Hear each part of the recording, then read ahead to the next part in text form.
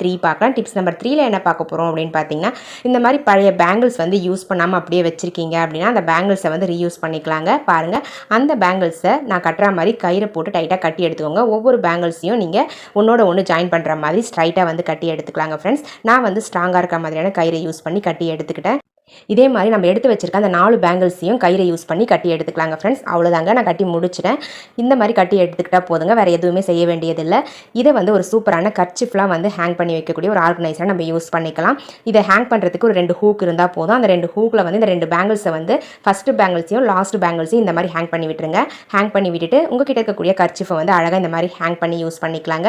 நீங்கள் kerchief, socks, inners இந்த மாதிரி சின்ன சின்ன கிளாத்தெல்லாம் இதில் அழகாக ஆர்கனைஸ் பண்ணி வச்சுக்கலாம். ஷாலையும் கூட இதில் ஆர்கனைஸ் பண்ணி வச்சுக்கலாம். உங்களுக்கு எந்த கிளாத் தேவைப்படுதோ அந்த கிளாத்தை நீங்கள் ஆர்கனைஸ் பண்ணி யூஸ் பண்ணிக்கலாம். தேவைப்படுறவங்க ட்ரை பண்ணி பாருங்கள். நம்ம வேஸ்ட்டாக தூக்கி போடக்கூடிய பழைய பேங்கிள்ஸை ரீயூஸ் பண்ணி ஒரு சூப்பரான கிளாத் ஸ்டோரேஜ் ஆர்கனைசர் ரெடி பண்ணியாச்சுங்க.